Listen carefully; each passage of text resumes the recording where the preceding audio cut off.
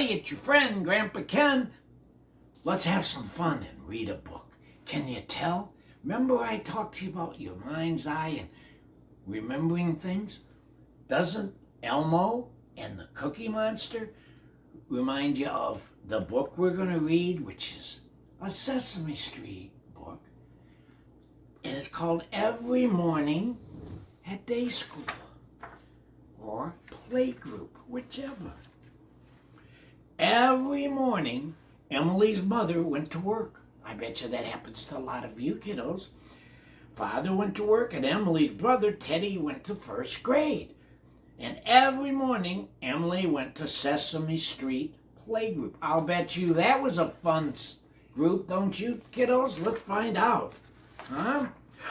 Oh, on the first day of Play Group, Emily's mother and father introduced her a teacher, Mrs. Brown. Mrs. Brown, she showed Emily her own little cubby for her jacket, and she showed her the shelves filled with picture books and crayons and all good fun stuff. Then this looks like fun, said Emily's mother. Emily thought so too. See, did you ever have a teacher show you where all your cubby hole was and where you put maybe your mat for your nap? Then the teacher introduced Emily to Betty Lou and Grover and Max and Big Bird. Love Big Bird. Big Bird's my favorite. I hope and I can remember everybody's name, said Emily. Remember names are tough sometimes, aren't they? Look and there's old Big Bird. Yeah.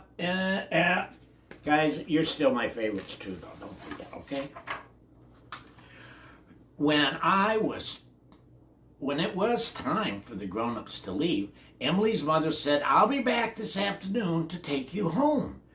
Suddenly, Emily felt sad. Do you think she was a little afraid? The afternoon was a long way off. Her mother gave her an extra big hug, but if you look out the window when Daddy and I go, we can wave to each other, she said to Emily.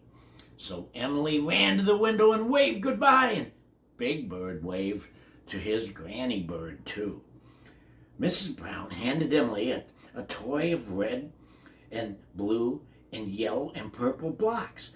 She gave Big Bird some paper and a box of crayons. Big Bird and Emily sat on the floor next to each other. Big Bird drew a picture of his nest, and Emily built a tall block tower. Can you imagine that, kiddos? Can you imagine? Yeah, building a big tower of blocks. I've done that. Max watched. I'd like to make a tower too, he said, and he picked up 2 blocks from the tray. But Mrs. Brown gave them to me, Emily said.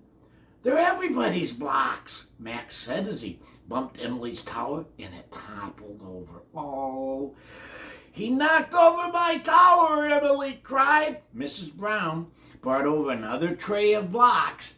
There are enough blocks for everybody, she said. Why don't you build a city of towers together? Oh, that's a good idea. Work together. Soon there were block towers and houses and even a bridge. The other children joined in the play group, came over and saw what Max and Emily had built. Look at that. They built a city, kiddos. What do you think? Could you build a city? I bet you could. Then Mrs. Brown took the children outside to the playground, and there was a jungle gym, a seesaw, a sandbox, and 2 swings. Everyone ran to the swings. You'll have to take turns, said Mrs. Brown, and Betty Lou and Max were the first to swing. When it was Emily's turn, Big Bird pushed her so that she could swing higher. Yeah, swinging in recess was my favorite too. After lunch and a quiet time for rest, Mrs. Brown handed each child a musical instrument, oh fun, and sat down at the piano. Now let's play and sing a song. Twinkle, twinkle, little star. Together, she said. At first it just sounded like noise, but the second time they played the song, they listened to each other, and it sounded like music. Twinkle, twinkle, little star. It's story time, said Mrs. Brown, everybody's favorite. Today is so Grover's turn to pick a book. Tomorrow you may pick one, Emily. Grover chose a story about baby animals. Mrs. Brown read it to the group and showed the pictures. Just like Grandpa Ken, huh? Then she said, soon it'll be time to go home. Tomorrow, please bring a toy or book or anything special she'd like to show the group. Emily knew just what she wanted to bring. Soon the parents started to arrive and pick up their children. Emily's mother came to take Emily home. Goodbye, said Big Bird. I'll see you tomorrow. Max and Grover and Betty Lou waved goodbye too. See, everybody knows it was fun at preschool, playgrounds, and everything. That night at home, everyone at Emily's family talked about the day at work or at school or at playgroup. Emily had many new things to talk about. She said about building block cities with Max and swinging the playground with Big Bird, and she told about playing the cymbals and the music, and then it would be her turn to choose a book at story time. Goodness. When Daddy tucked Emily in bed, she asked, am I going to playgroup again tomorrow? Yes, said Daddy. You go to playgroup every morning. Aw, see, that's... The next morning, at breakfast, Emily asked, could we all stay home together today? No, Emily said to her mother. On the weekend, we'll all do something together. But today we're going to work and school and playgroup. Isn't it your turn to choose the storybook today? Asked her Daddy. Don't you want to build a block city again? Yes, said Emily slowly, and I have something special to take to playgroup. She ran to her room to get it. What do you think it is, kiddos? What do you think, huh? Emily held her bunny with the floppy ears very tightly all the way to playgroup.